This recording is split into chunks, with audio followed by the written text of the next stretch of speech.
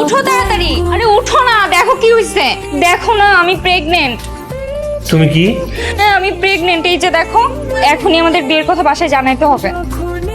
ভালো করে টেস্ট করছিলাম? আরে হ্যাঁ আমি ভালো করেই পরীক্ষা করছি। তা আমি তো এখন বাসায় কিছু বলতে পারবো না, আর কয়েকটা দিন পরে বলে আর কিছুদিন সময় যায়। আর কয়দিন পর করতে করতে 1 বছর হয়ে গেছে, আর কবে জানাবা তুমি? বাচ্চা কাচ্চা যখন জন্ম নিবে তোমাকে আব্বা আব্বা বলে ডাকবে তখন। পুরো দিন ওয়েট করো, কিছুদিন পরে আমি নিজ থেকে সবকিছু গুছায় সবকিছু বলে ম্যানেজ করবো বাসায়।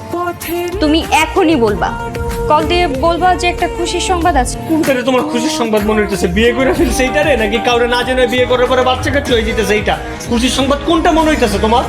তুমি তো ছেলে, তোমার না জানানোর সমস্যা নেই, কিন্তু আমি তো মেয়ে, আমার এখন জানাইতেই হবে।